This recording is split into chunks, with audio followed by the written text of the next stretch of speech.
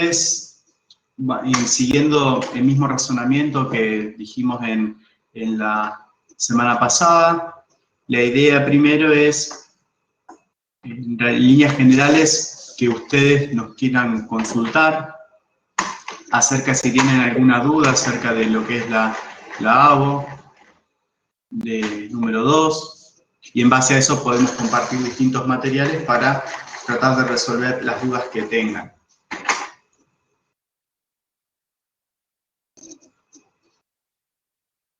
Recuerden que estos encuentros como tal no son clases de repaso, sino que en realidad es más que nada para despejar distintas dudas que tengan, que puedan llegar a surgir ante lo que es el visionado de los videos o la lectura de la bibliografía sugerida.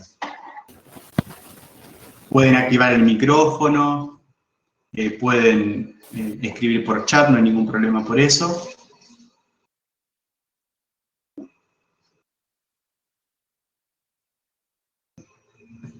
Bien, vamos anotando entonces las distintas dudas. Transporte activo secundario, que es una cuestión que generalmente suele generar alguna complicación a veces. Transporte activo secundario. Bien, ¿algo más? Profe, yo quería saber... Hola, Caterina, ¿cómo estás? ¿Se me escucha? Sí, te escucho perfecto. Sobre difusión simple y difusión facilitada, ¿cuáles van a ser las moléculas que traspasan? Lo tengo anotado más o menos, pero las de difusión facilitada no me quedan claro. Bien, ahí anoto y vamos viendo esas cuestiones. Perfecto, bien.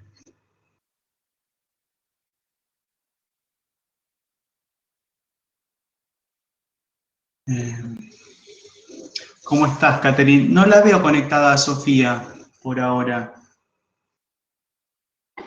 ¿Cómo estás, Fabián? Bueno, espero entonces, a ver si... Por ahora no la veo, igual voy revisando por las dudas de los usuarios, pero por ahora no la veo conectada a Sofía. Vamos viendo. Dale, sí, vamos viéndote. Bien, perfecto, entonces. Dale, personal. Generalmente hasta la 1 estamos. Hola, Javi. Hola, Víctor, ¿cómo va? ¿Cómo andás? Bien. Acá recién estuvieron... ¿Qué colgué escuchando a los chicos en la otra? Está bien, no pasa nada. Sí, yo me fui un cachitito. Bien. Bueno, ya tenemos varias dudas para resolver. Sí, tenemos... Respectivo secundario, típico. Sí, tenemos la transitosis también y la diferencia con el primario. Tenemos bastantes cositas. Ahí veo que está Sofía, así que, bueno, la ósmosis también, bueno, tenemos bastantes cositas.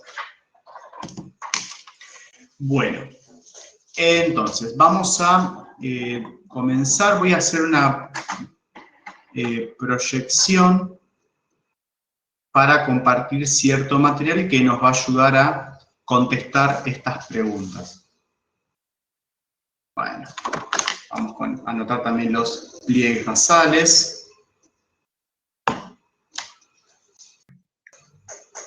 ¿Dónde están? Bueno.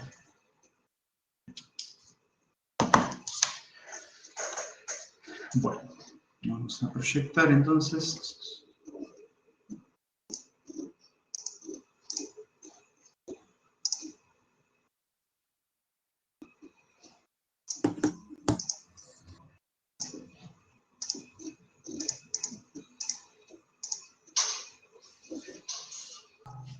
Bueno, ahí creo que debería de verse. Les pido por ahí que me confirmen porque dejo de ver lo que es el chat.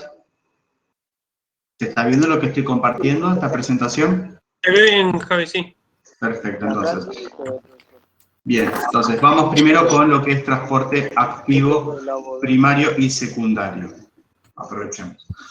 En lo que es el transporte activo primario, ¿sí? Lo que va a ocurrir es que para que se produzca, porque hablamos de un transporte activo, quiere decir que va a ir en contra de un gradiente.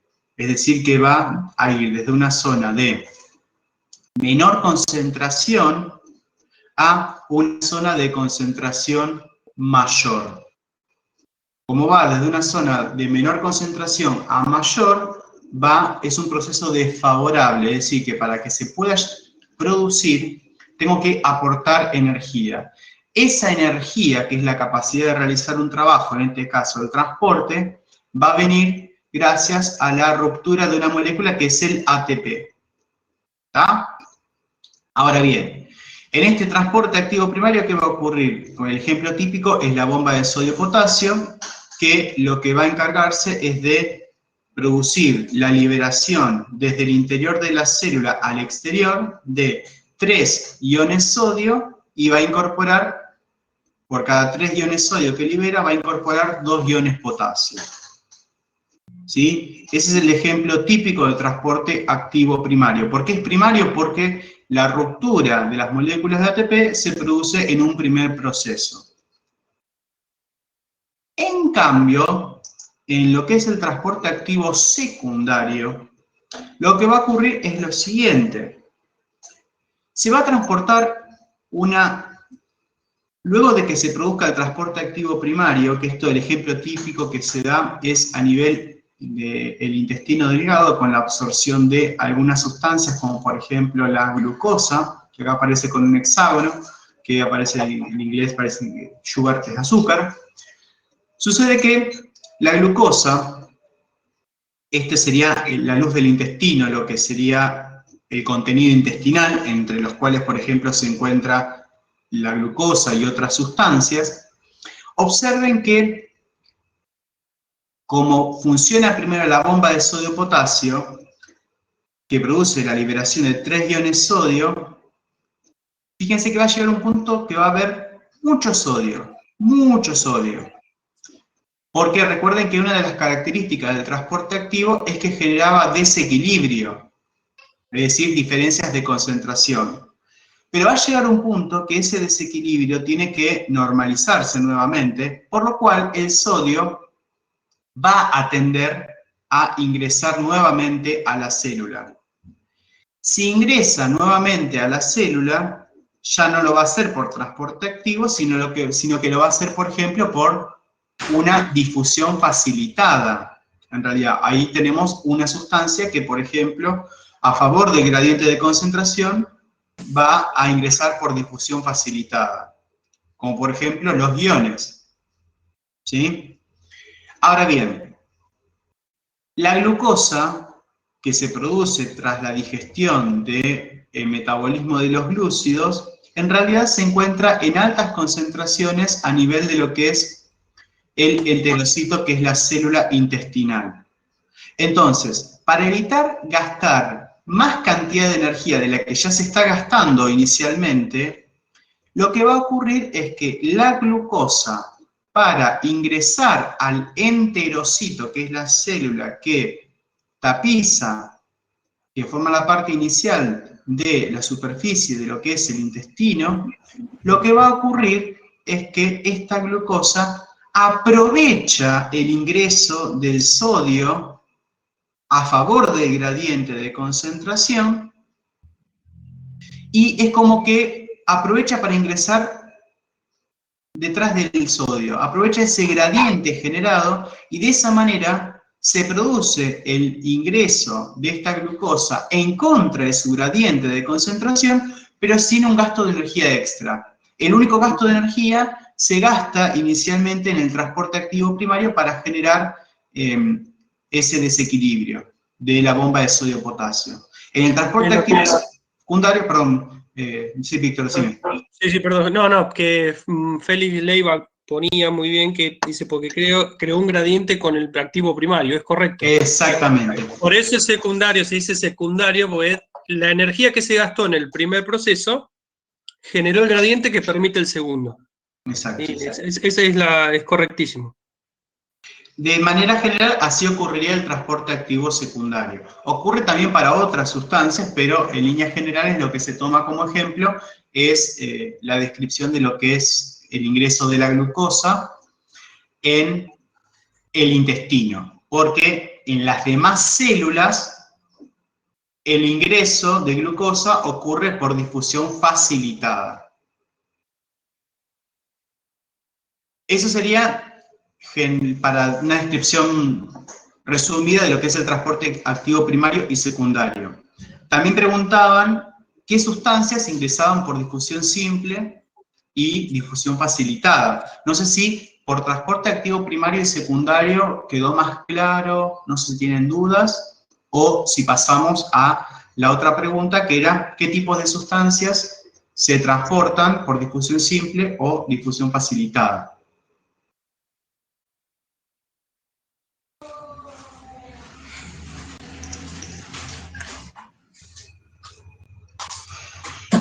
Acá Ese de plantea... la glucosa, preguntan, sería secundario antiporte, ¿no? Dice. En realidad, Laura, tené presente que si hablas de antiporte, quiere decir que son dos sustancias que se transportan en sentido opuesto.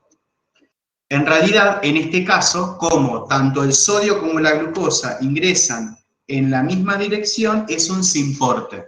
Es un cotransporte porque se transportan dos sustancias de tipo simporte porque van en la misma dirección. Y Alicia pregunta, ¿siempre que haya un transporte activo primario va a haber un secundario? No, no necesariamente. No necesariamente, va a ser dependiendo de las necesidades de la célula. En el caso del intestino, sí es necesario que haya un transporte activo secundario porque, si no, no lo tienen por qué saber ahora, pero si no, la glucosa no se absorbería nunca. O sea, van a encontrar células donde simplemente va a haber una bomba, por ejemplo, sodio, potasio, ATPase, que simplemente va a quitar sodio del espacio intracelular y va a ingresar potasio al espacio intracelular y nada más. Y eso va a ser todo. No siempre va a haber un transporte secundario asociado. Bueno, a mí me están llegando tarde los chats. Sí. Pero para que haya secundario tiene que haber primario siempre. Profe, perdón, entonces el secundario va a ser siempre sin porte, siempre van a entrar los dos en el mismo sentido.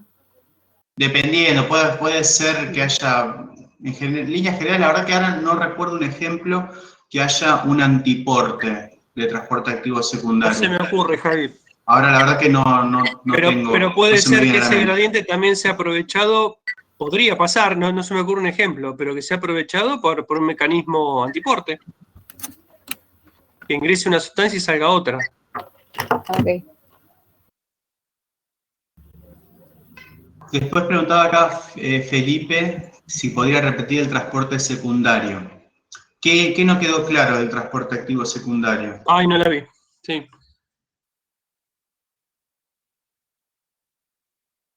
El de cloro con el bicarbonato, sí, Laura, es un ejemplo de antiporte. Sí. Sí, para la formación del ácido clorhídrico del estómago, que van a ver más adelante, es un ejemplo de antiporte, porque el bicarbonato se absorbe a la célula, mientras que el cloro va a ser liberado a la luz del estómago. Por eso es un antiporte. Se transportan dos sustancias, es un cotransporte de tipo antiporte, porque se transportan en sentidos opuestos.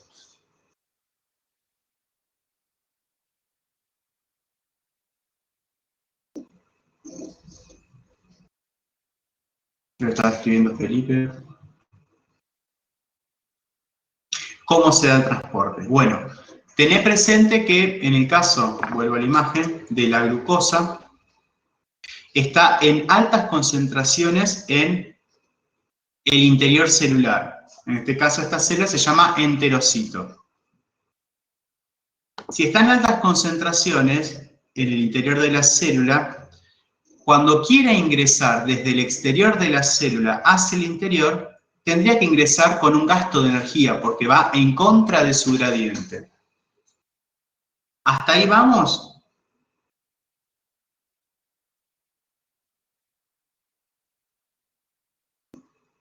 Entonces, en este caso, para evitar gastar más energía, porque tengan presente que la cuarta parte de la energía que nosotros producimos diariamente, un 25% es para que se produzca el transporte de la bomba de sodio-potasio. Entonces tenemos que maximizar en realidad el gasto de energía. Entonces, en este caso, para evitar más gasto de energía, porque tengan presente que la absorción de glucosa en el intestino se va a producir luego de cada comida. Entonces, si ya tenemos inicialmente un 25% de base que todos los días se gasta mediante lo que es el funcionamiento de la bomba de sodio potasio, como una forma de economizar esto, la célula aprovecha otra estrategia. ¿Cuál es esa otra estrategia?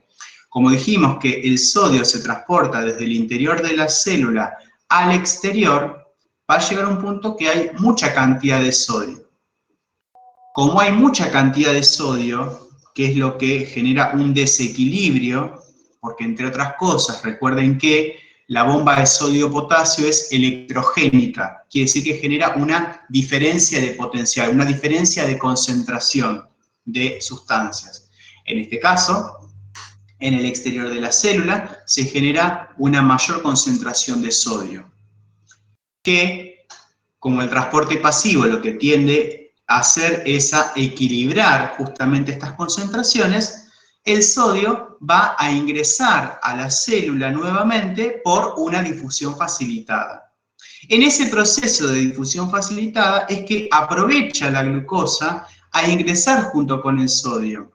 Pero en ese ingreso, como aprovecha el gradiente que se generó inicialmente del sodio, aprovecha la glucosa para ingresar en contra de su gradiente, pero sin gastar energía de nuevo. Por eso decimos que en el transporte activo secundario, el gasto de energía solamente se produce inicialmente con el funcionamiento del transporte activo primario. ¿Se entendió mejor ahora? El hecho de estar cansados después de comer se produce por algo, lo que planteaba la compañera del transporte del bicarbonato, que se llama María alcalina, en realidad. Es un proceso que lo van a ver más adelante.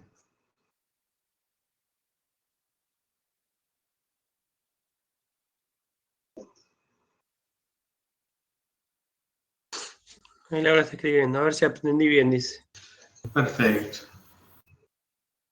Entonces la diferencia entre el primario y el secundario es que en el primario usa una molécula de ATP y en el otro no. Sí, esa es una de las diferencias, pero también la cuestión es que en el transporte activo secundario se transporta otra sustancia diferente del transporte activo primario, pero en contra del gradiente. Pero que no hay una ruptura de molécula para generar la energía necesaria para que vaya esa sustancia en contra del gradiente. O sea, ¿van de la mano? Claramente que sí, porque, como planteaba Víctor y los demás compañeros, sin el transporte activo primario, el transporte activo secundario no existiría. Dice Laura, en la bomba de sodio de potasio gasta un ATP y gasta energía. Sí, un fósforo, en realidad de la degradación del ATP se libera un fósforo inorgánico.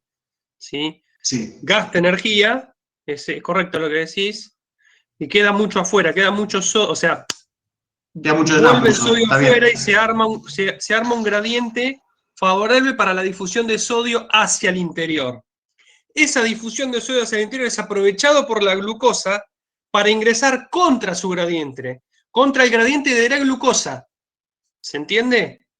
Por eso se aprovecha, por eso se dice que se aprovecha la energía que se gastó en el primer transporte. Si el primer transporte genera un gradiente, como dijo uno de sus compañeros, ahora no recuerdo el nombre, genera ese gradiente de sodio por fuera de la célula. Como ustedes saben, las moléculas tienden a difundir a fuera de su gradiente, entonces el sodio va a tender a ingresar a la célula. Ese ingreso es aprovechado por la glucosa que necesita ir en contra para pegarse, por decirlo de alguna forma, colarse, es como cuando uno se cola en el peaje, bien pegadito al auto adelante y lo pasa. Se engancha al sodio, bien digo, e ingresa a la célula contra el gradiente de la glucosa.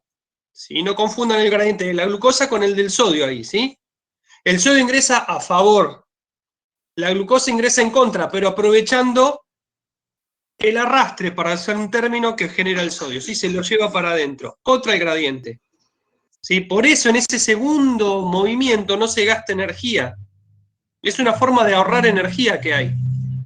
¿Sí? La glucosa aprovecha el gradiente del sodio para ingresar contra su propio gradiente. No sé si quedó claro, o si fue claro el mensaje, Javi. No, para mí se entendió muy bien. Ahora sí, profe. Bien.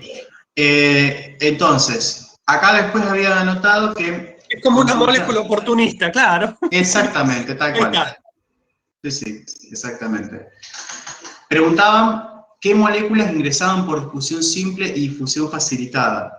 En líneas generales, para explicar esto, tengan presente que cualquier sustancia que fuere, para ver el mecanismo por el cual se va a transportar a través de la membrana, hay como ciertas cositas a tener en cuenta que nos van a indicar mediante qué mecanismo de transporte se va a transportar. Una de ellas es el tamaño, ¿sí? Si es una molécula de gran tamaño o de pequeño tamaño.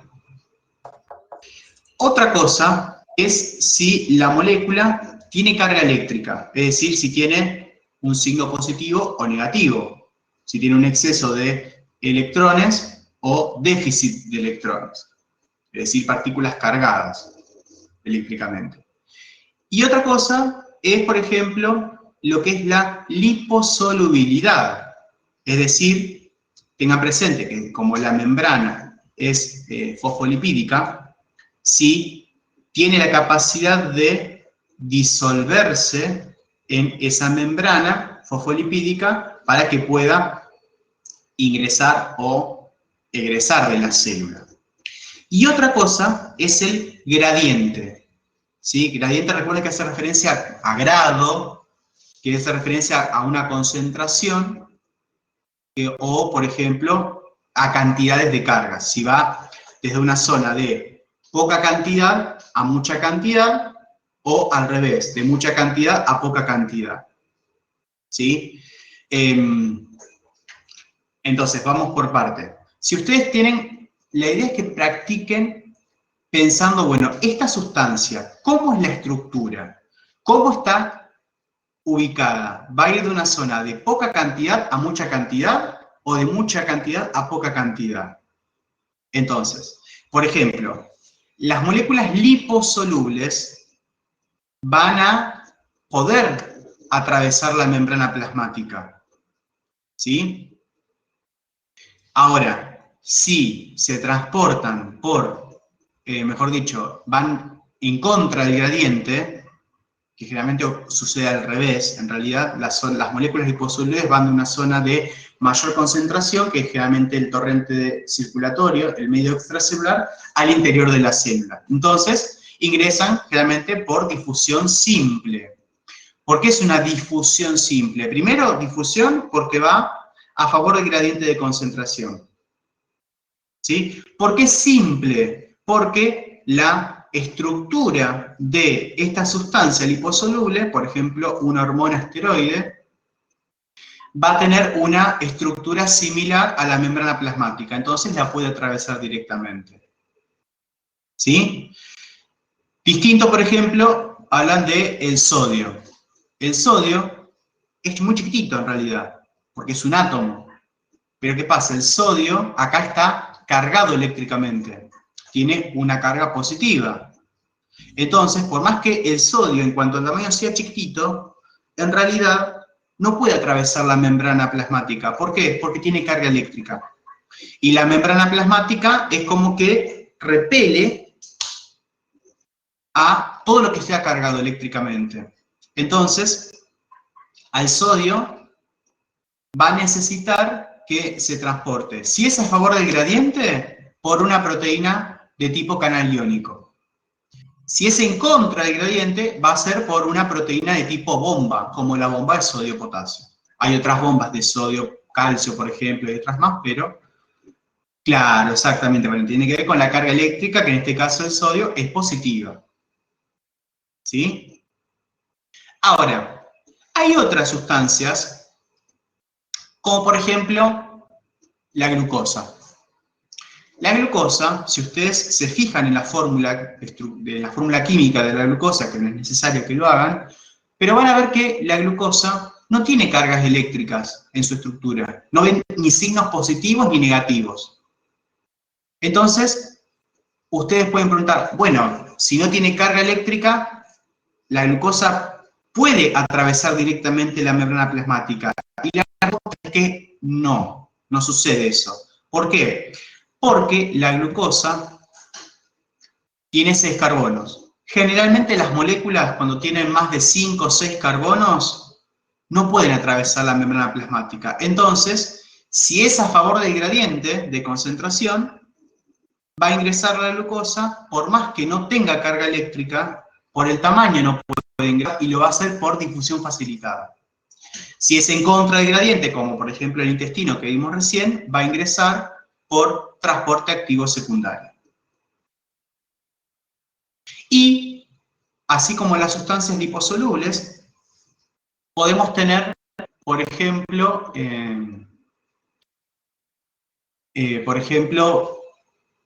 sustancias que combinen los distintos tipos de mecanismos de transporte. Por ejemplo, el agua. El agua, en muy pequeñas cantidades, a pesar de que el agua es una molécula polar, es decir, que las moléculas polares pueden atravesar la membrana plasmática, aunque la membrana sea apolar. Sí, pueden atravesarlo, pero en muy poquitas cantidades y muy lentamente. Es decir que, a pesar de que el agua es una molécula polar, porque recuerden que es un dipolo, porque recuerden que teníamos el oxígeno electronegativo y el hidrógeno electropositivo. Entonces, a pesar de que el agua es una molécula polar, de manera muy lenta puede escabullirse entre las cabezas y las colas de los fosfolípidos. Ahora, si yo necesito que se produzca un mayor ingreso de agua, recuerden que existían proteínas como las acuaporinas que permitían el ingreso a favor del gradiente de concentración, es decir, de una zona de menor concentración a mayor concentración, pero de grandes cantidades de agua. Y en caso de que yo necesite un aporte de mayor cantidad de agua, por ejemplo, en contra del gradiente, podemos tener, por ejemplo, el ingreso de el agua por pinocitosis. Recuerden que, exactamente, bien, Felipe, bien, la pinocitosis, ¿sí? Donde la membrana plasmática modifica su estructura para incorporar grandes cantidades de agua en contra de su gradiente. O sea, por eso hay que, cuando ustedes preguntan, tal sustancia se transporta por tal mecanismo, bueno, hay que analizar todo el contexto. ¿Sí? Por eso es que siempre analicen el tamaño de la sustancia, si presenta o no solubilidad, el gradiente, ¿sí? Dije tamaño, y la carga eléctrica, ¿sí? Esas 4 cositas son las que tendrían que analizar ustedes para ver una sustancia, cómo se va a transportar, si es por transporte activo, si es por transporte pasivo, si es por transporte activo, será transporte activo primario, secundario, o difusión simple, facilitada, o lo que fuere. Disculpe, profesor, que lo interrumpa. ¿Le pasa? ¿Usted está mostrando las imágenes de lo que está hablando? Porque a mí no, perdón, todo esto lo hablé en el aire, perdón, porque estuvimos hablando de distintas cosas. Claro, porque ahí me hizo confundir un poco cómo se cortó y esperé un poco a ver si era que lo estaba cargando o estaba explicando lo mismo. No, lo estaba explicando bien en el aire. Acá, por ejemplo, ven la pinocitosis, que es la incorporación de partículas que se encuentran en un medio líquido o de agua, inclusive, ¿sí? Por ejemplo. Claro, eso es lo que estaba explicando mientras no se cargaba la imagen, ¿no? No es que se estaba cargando en realidad, no la había puesto. O sea, lo estaba hablando así sin mostrarles nada en realidad. Ah, bueno, disculpe, perdón. No, tranqui, no pasa nada. Ana, ¿en qué relación tenía que plantear lo que es el transporte del sodio? Siempre, ya sea a favor o en contra de su gradiente, el sodio va a transportarse mediante proteínas transmembrana. El tema es que esas proteínas pueden ser, por ejemplo, si es a favor del gradiente, es decir, de una zona donde hay mucho sodio a poco sodio, a favor del gradiente de concentración, va a ser por proteínas. Ahora, ¿qué proteínas? Proteínas de tipo canales iónicos. Sí, porque es mediante una difusión facilitada. Siempre difusión, recuerden que sea el tipo de sustancia que fuere, va a ir de una zona de mayor concentración a una zona de menor. En este caso es una difusión. Como el sodio no puede atravesar directamente la membrana, la difusión se facilita, se favorece por la presencia de una proteína. En este caso una proteína de tipo canal iónico. En cambio, cuando va en contra del gradiente, el transporte del sodio es mediante una proteína de tipo bomba, ¿sí? Como la bomba de sodio-potasio, que es un cotransporte de tipo antiporte. Y esa ¿Sí? va con gasto de energía, recuerden eso. Es así. Igual, acá hay algo que hay que tratar de desmentir un poco, porque muchas veces se dice que el transporte activo es con gasto de energía y el transporte pasivo es sin gasto de energía.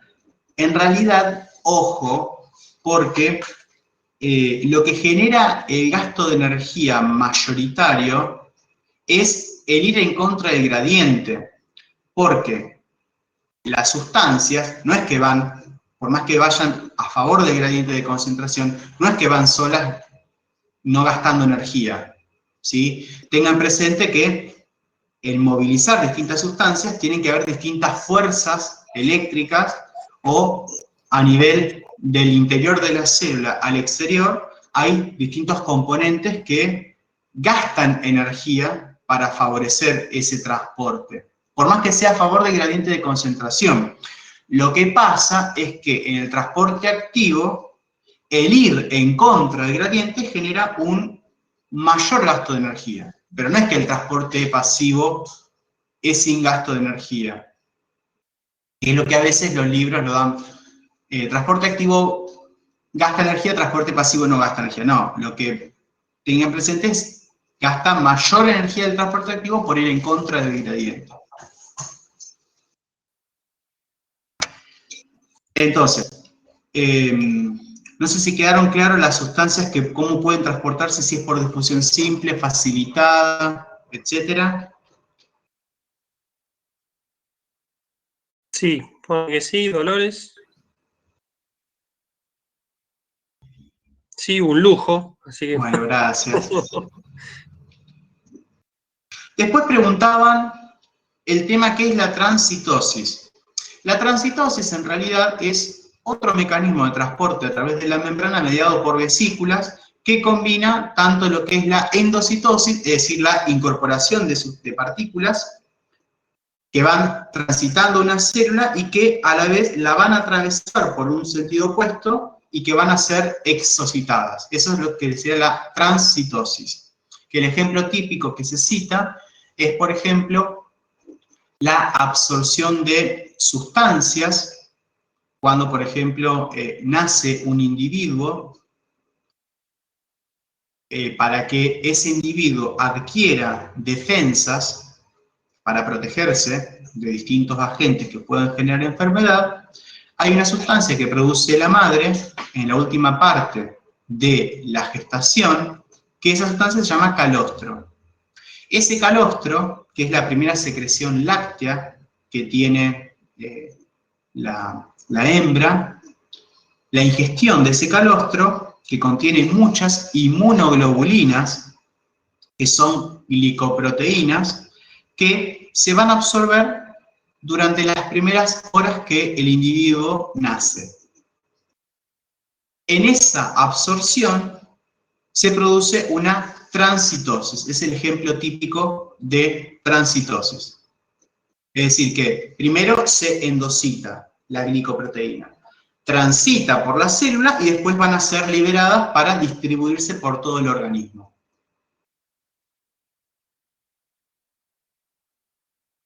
No sé si quedó más o menos claro lo que es la transitosis. Yo creo que sí, a ver, ahí están respondiendo. Sí. Bien, y también preguntaban qué eran los pliegues basales, ¿dónde estaban? ¿Vieron cómo así existían especializaciones de membrana en lo que eran células polarizadas, que eran las microvellosidades presentes, por ejemplo, en el intestino? A ver, creo que por acá había alguna, a ver, si mal no recuerdo. Creo que no. No, de vellosidad creo que no. No, acá no. Bueno, no importa.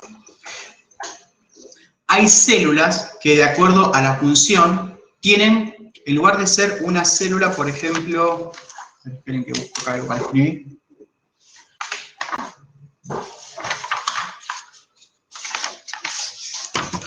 Hay células que, por ejemplo, en lugar de ser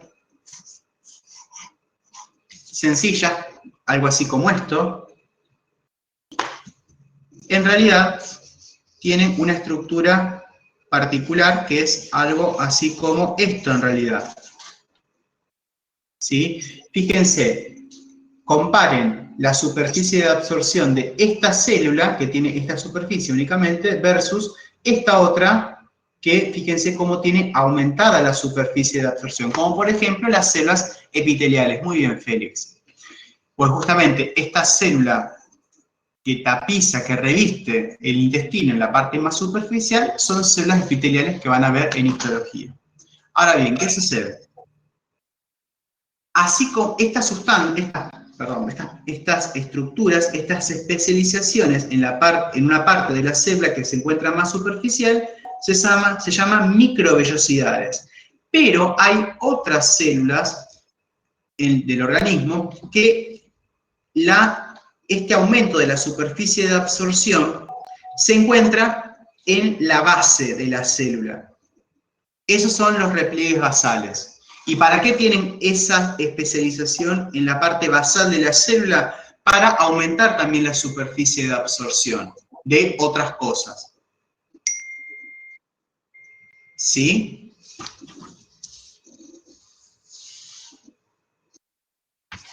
Pero estas también se encuentran en células polarizadas como las microvellosidades. Sí, sí, sí. O sea, están en células epiteliales, que son células polarizadas. Lo que pasa es que no se encuentran en la misma célula. ¿Sí? Por ejemplo, esas células que tienen repliegues basales se encuentran, por ejemplo, en células de las glándulas salivales, en realidad. ¿Sí? Como por ejemplo la parótida, la glándula sublingual, etc. Bueno, en esas glándulas, las células epiteliales no contienen microvellosidades, pero sí contienen repliegues basales. Gracias. No, por favor. Después no tengo anotadas más dudas en general. Me parece que no. Para que vuelvo para arriba a ver si había alguna más. Ah, ósmosis, perdón. Gracias. Ósmosis, sí, ahí lo encontré. Ósmosis. Perdón, se me había escapado. La ósmosis, de hecho creo que fue la primera que escribieron. Disculpen. La ósmosis, recuerden que en realidad hacía referencia al transporte del agua desde una zona de mayor concentración a una de menor concentración. ¿Sí? Por eso hablamos de lo que es el solvente. ¿Está? Hay veces que en realidad el agua se moviliza, pero para equilibrar lo que es la presión osmótica de un lado y del otro de la membrana plasmática, porque los solutos muchas veces no pueden atravesar la membrana plasmática. Entonces, en ese caso, lo que se moviliza no es el soluto, porque no lo puede atravesar, sino que va a ser el agua.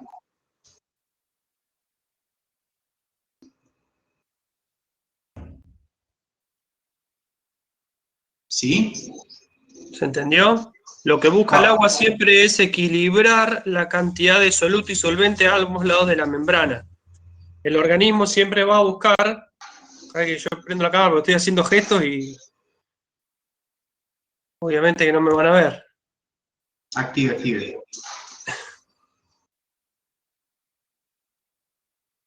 Está funcionando bien el Blue Está funcionando, sí. Que lo que busca el agua es equilibrar a ambos lados de una membrana semipermeable, una membrana, ¿sí? Que la cantidad de soluto y de solvente en ambos lados sea igual, ¿sí? Eso es lo que dicen, que sea isotónico, ¿sí? A ambos lados, que no quede mucho soluto de uno y poco del otro, ¿sí?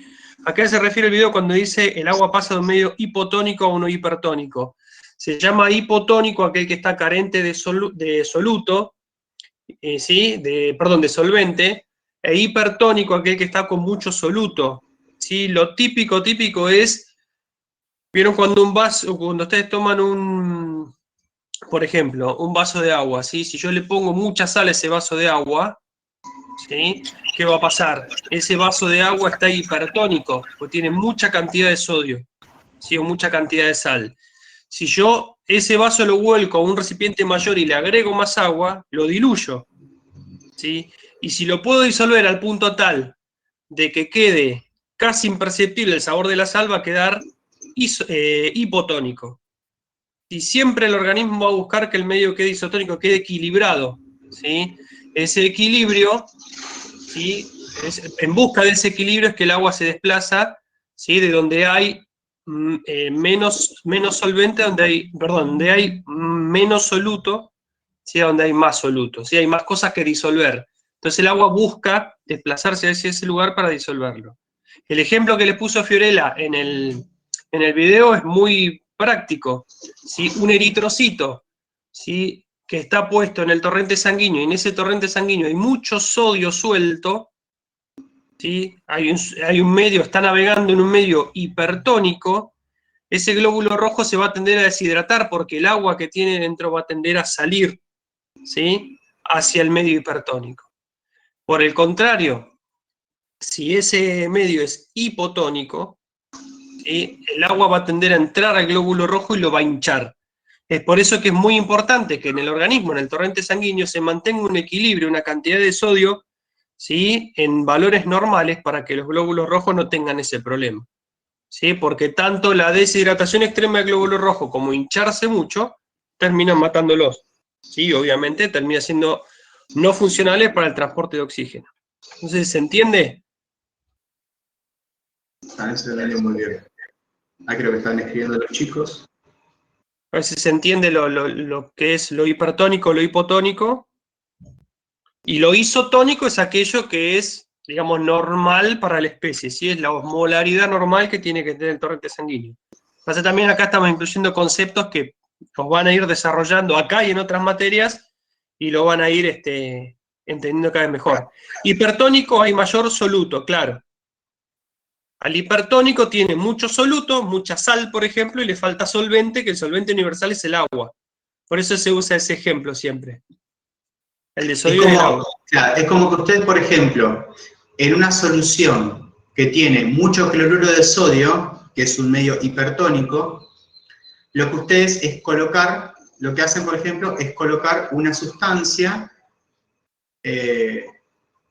por ejemplo, no sé, una hoja de lechuga.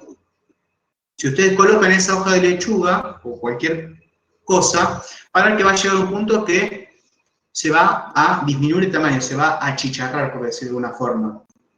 ¿Por qué ocurre eso? Porque la lechuga o el glóbulo rojo o lo que fuere se encuentra en un medio que tiene mucho soluto. Entonces, para equilibrar eso, la sustancia que se incorpora al medio hipertónico libera agua, su agua interior.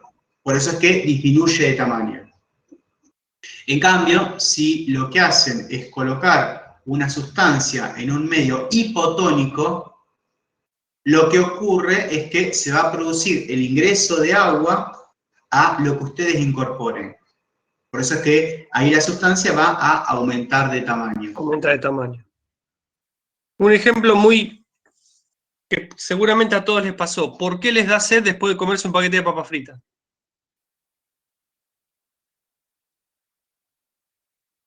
¿Qué pasa cuando se comen un paquete de papas fritas? Están generando en su organismo un medio hipertónico, porque metieron un montón de sal. ¿Me siguen?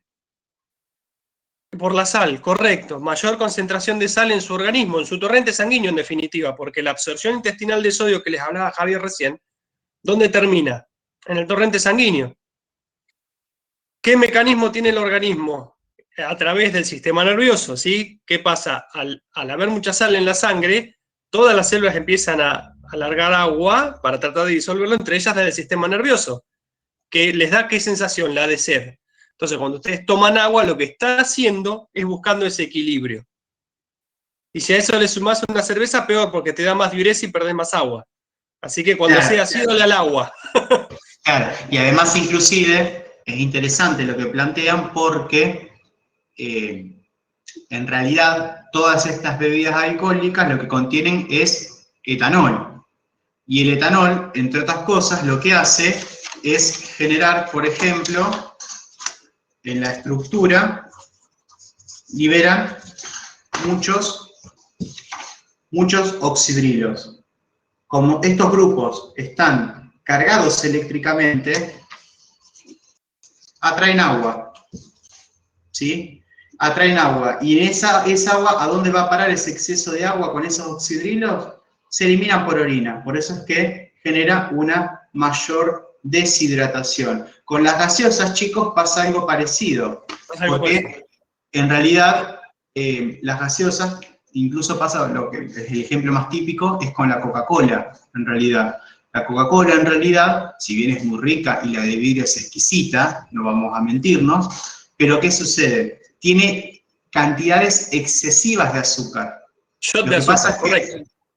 Lo que pasa es que ese azúcar está camuflada porque tiene mucho ácido fosfórico, que es ese gusto ácido sutil que tiene la Coca-Cola. Pero ¿qué pasa? Llega un punto que ustedes generan mucho azúcar, incorporan mucho azúcar, y eso es lo que en definitiva atrae que ustedes después quieran tomar más agua, porque están generando un medio hipertónico de nuevo. Claro, la glucosa también es una molécula osmóticamente activa. Por ahí no Exacto. tanto como el sodio, pero lo es también. Exacto. Entonces pasa algo parecido.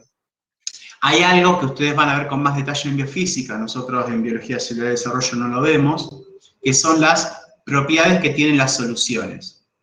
Una de esas propiedades es la presión osmótica, que esa presión osmótica, que indica el movimiento de solvente a través de la membrana, esa presión osmótica depende del número de partículas, pero no del tamaño. Es decir que el sodio, que es un átomo muy chiquitito, va a generar la misma presión osmótica que una molécula de glucosa que contiene 6 carbonos, 12 hidrógenos y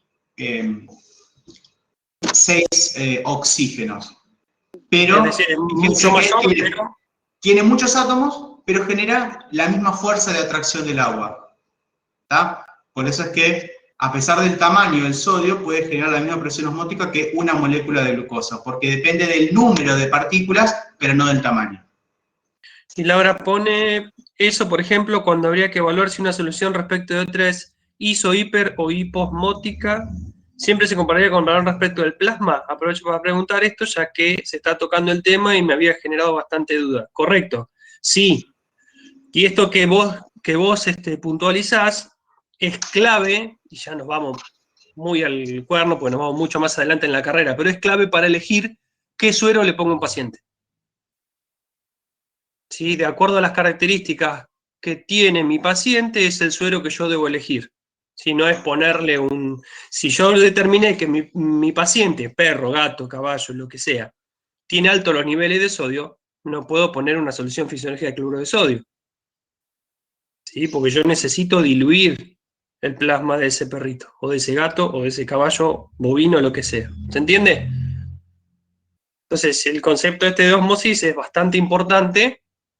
Y ahora, para que ustedes lo entiendan, lo aprendan y para esta materia, y de acá los va a acompañar el resto de la carrera. Bien, no sé si quieren preguntar algo más con respecto a la temática que estamos viendo. Sí, pues ya estamos volando. Sí, todavía tenemos tiempo, que tenemos Sí. minutos, pero no sé si quieren preguntar algo más.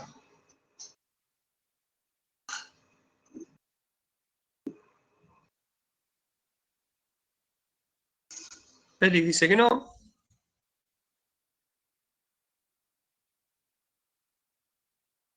Ahí están escribiendo múltiples usuarios.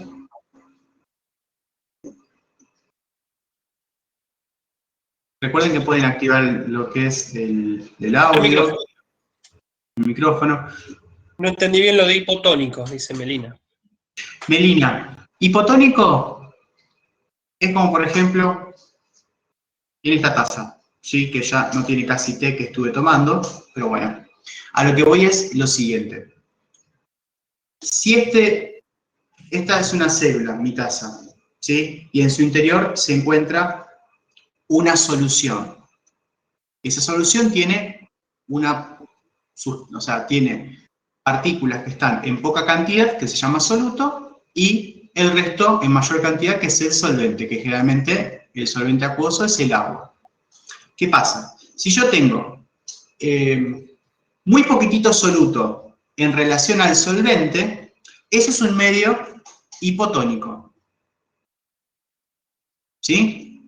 Entonces, en este caso, ¿sí? Como yo tengo muy poquitito de este soluto, si yo coloco algo, lo que va a hacer es disminuir la cantidad de solvente, ¿sí? Que de esa manera va a ingresar agua al interior de lo que yo incorporo, porque es un medio hipotónico. Como el soluto no se puede movilizar, lo que ocurre es el ingreso de solvente a lo que yo incorporo. Eso sería un medio hipotónico. ¿Sí?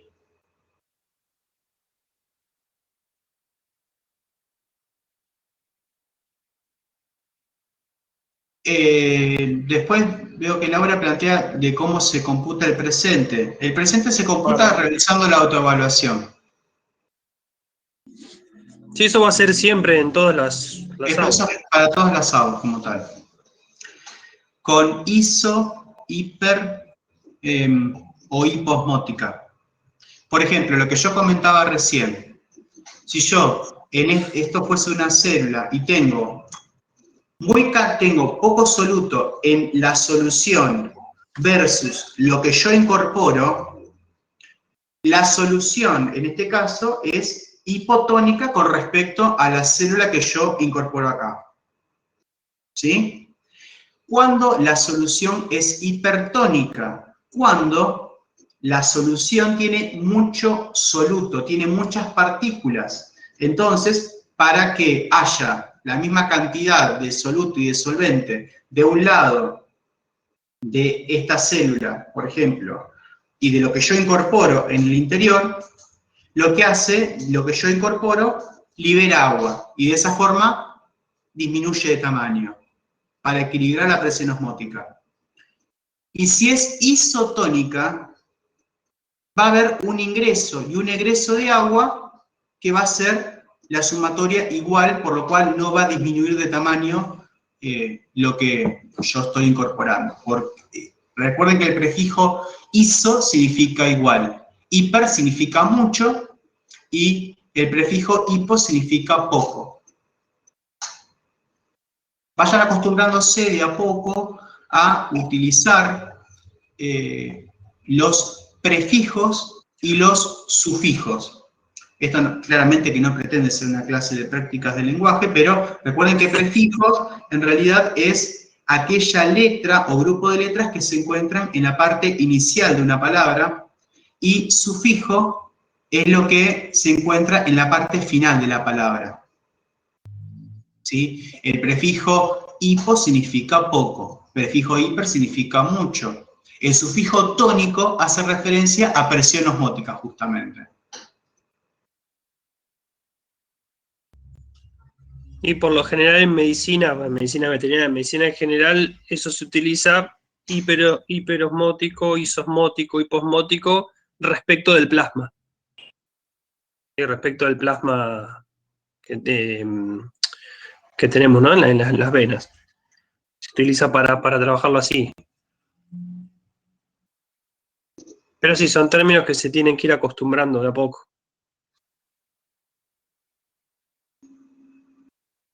Profe, ¿podrías repetir la de la nomenclatura si lo anoto?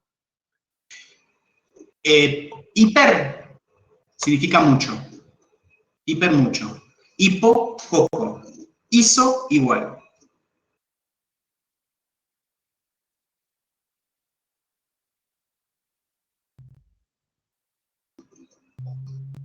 Y tónico hace referencia a presión osmótica.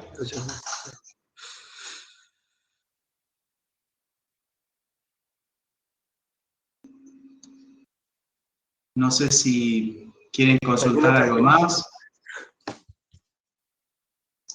Dejo de compartir. No.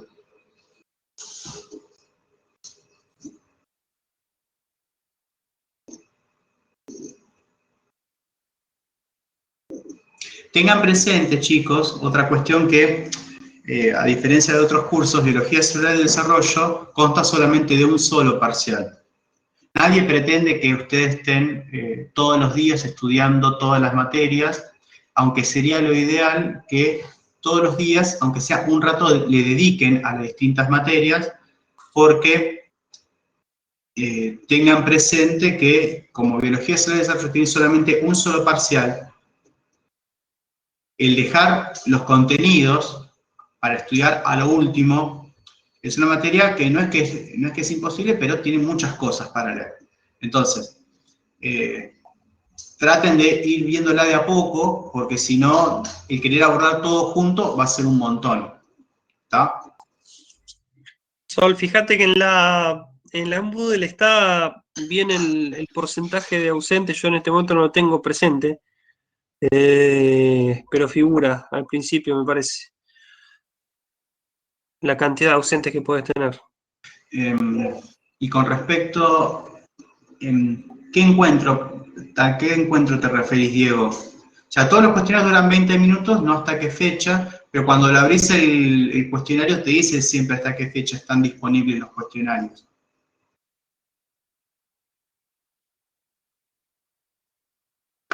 Traten de organizarse con esta cuestión de la virtualidad, porque generalmente en casi todas las cursadas los cuestionarios van a tener siempre distintas materias, distintos cuestionarios, que es para que ustedes computen los presentes. Traten de ser lo más organizados como para decir, bueno, esta actividad semanal de Biología Celular de Desarrollo va a estar habilitado el cuestionario para que yo pueda realizarlo y computar el presente hasta tal fecha. Bioquímica hasta tal fecha, bioestadística hasta tal fecha, en biología anatomía sistemática va a estar ahí. Y en relación a lo que plantea Félix, es un parcial integrador, porque es un solo parcial. Si ustedes lo contestan con una nota superior a 7, promocionan el curso. Si ustedes lo aprueban con una nota menor a 7, aprueban de forma regular y después tienen que dar el final. Pero van a estar ahí casi preparados para el final. Claro, es cuestión de repasar un poquitito y repasar después... un poco, profundizar un cachito más y adelante. Exacto. Ahora Sí, disculpe, comentar. no lo había entendido, porque decía como 20 minutos, pero no decía hasta que se está habilitado. Con la no lo puedo hacer y tampoco tuve presente en las aulas virtuales. Este es mi primer día que estoy haciendo todo esto y yo quería saber si a mí me perjudicaba en algo esto. O sea, vos vas a... La manera más fácil de poder conectarme y poder entender un poco más. Ahora Mirá. estoy tratando de entender todo lo posible para no decir cualquier cosa. Perfecto. No, tranqui, no. A ver, nadie pretende que tengan que estar todos participando, es lo que pretendemos, pero no...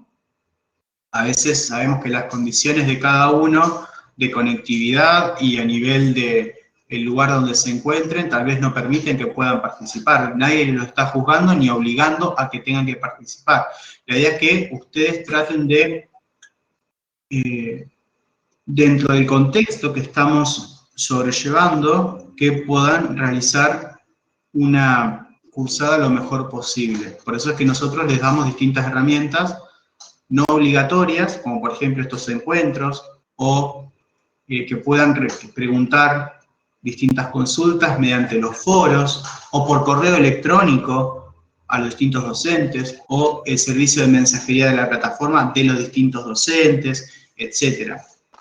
Pero, de alguna forma, más allá de que estamos en la virtualidad, nosotros tenemos que computar, mejor dicho, ustedes tienen que computar la asistencia. Esa asistencia la computan realizando un cuestionario. Si ustedes por distintos motivos, que es totalmente comprensible que pueda llegar a suceder, no pueden realizar los cuestionarios, bueno, van a existir instancias de recuperación, ¿sí? Pero eso va a ser cuando terminen todas las actividades. ¿Sí? La idea es que tratar de no llegar a esa instancia, no porque no puedan hacerlo, ni porque esté prohibido, ni sea mala palabra, sino porque para que puedan ir aprovechando de a poco resolver los cuestionarios, porque también es como una metodología para que ustedes practiquen para lo que es el examen, pero también como una forma de autoevaluar lo que ustedes están estudiando. Se entiende. Exactamente, tanto Félix como Sofía, de 4 a 6, si aprobás, rendís el examen final integrador. Y si se aprueba con 7, no se rinde un examen final. Directamente se promociona el curso. Exactamente, tal cual lo plantean ustedes, chicos, es así. Y Eri pregunta si tomamos parcial con cámara y micrófono. No. Va a ser Ustedes, es un cuestionario donde ustedes lo van a resolver, pero no es que tienen que estar conectados con la cámara y el micrófono. No. Similares a estos de autoevaluación que sí, tienen, más largo va a ser, pero obviamente. más preguntas, exacto. Y con más tiempo, por supuesto. Así que no es oral.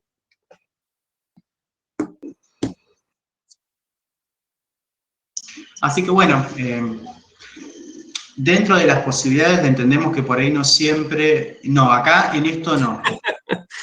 Acá no hay examen oral, es todo con múltiple opción. No porque no querramos en realidad, pero tengan presente, chicos, que en esta situación particular estamos en un curso de primer año que es multitudinario y que nosotros no somos tantos docentes para la cantidad de estudiantes que son ustedes. Y encima tenemos que, se tiene que alinear todos los planetas para que la conectividad de ambos estén funcionando. Así que ante esa situación, la opción más posible que se tiene es utilizar el múltiple opción. Pero el múltiple opción no hay que odiarlo en realidad, sino que tomarlo con cariño pensando en lo que se pregunta. Por eso es que ustedes están teniendo un entrenamiento previo que es con la realización de estos cuestionarios. Esa es la mejor forma de dejar de odiarlo. Utilizar estos cuestionarios de la SABO para practicar. Si tienen dudas de los cuestionarios, más allá de que tienen una retroalimentación, es decir, una devolución de lo que ustedes preguntan, si tienen dudas de la retroalimentación, también la podemos resolver acá. ¿Está? No hay ningún problema por eso. Y sí, hay otros cursos que toman oral, y bueno, es un examen más largo, obviamente, porque un oral no va a durar 2 minutos, ¿sí? Hay que, así como el examen escrito, ustedes van a tener 1 hora para resolverlo, este cuestionario. Imagínense que un oral puede llevar media hora o más, dependiendo de las características del examen. Eso es muy relativo, no podemos decir, el oral va a durar tanto tiempo, no, capaz que dura más, capaz que dura menos. Eso es relativo del docente, del estudiante, del contexto, etcétera, etcétera. Así que bueno, no sé si tienen más dudas, si no, bueno, nos encontramos la semana que viene. Ustedes ya tienen habilitado el material de, generalmente son 30 preguntas, más o menos.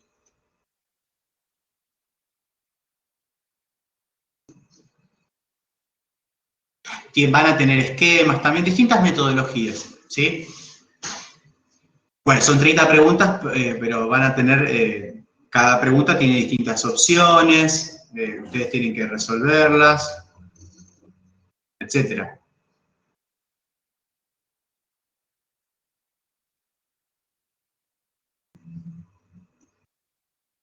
Piensen que en este caso hipotético, ustedes tienen 30 preguntas, bueno, de esas 30 preguntas, en líneas generales, para ustedes aprobar ese examen, tienen que contestar correctamente 15, la mitad. ¿Sí? Entonces, de ahí para arriba, ustedes van a tener una calificación mayor. Piensen que en realidad, si ustedes tienen 30 preguntas y tienen, en este caso, 60 minutos, ustedes tienen que tratar de ser organizados para no estar 10 minutos con cada pregunta, porque si no, no van a llegar. Puede ser 30 preguntas nada más, bueno, no es que sean nada más, no es que, o sea, no es que sean preguntas sencillas, tampoco es que son difíciles, son preguntas para evaluar el contenido. va a haber algunas que van a ser más sencillas, otras que van a ser un poquito más complejas, porque es ahí lo que va a surgir la nota final.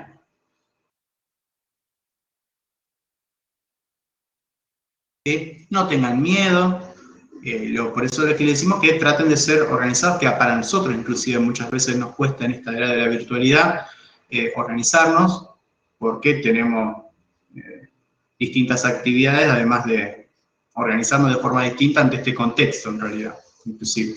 Pero bueno, siempre traten de consultar lo que necesiten y nosotros vamos a tratar de ayudarlos y de acompañarlos en lo que más podamos. Así que bueno, si no hay más dudas, entonces los esperamos. Recuerden que es optativo, no es obligatorio.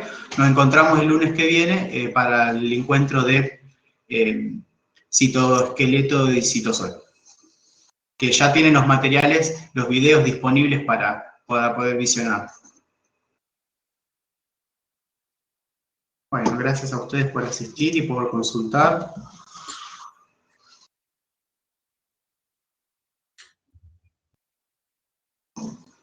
Bueno, cuídense y nos veremos. Hasta pronto. Nos vemos el lunes. Vale, perfecto. Bueno, saludo a todos y cuídate que seas bien, vos también, Caterina. Chao, hasta luego. Adiós.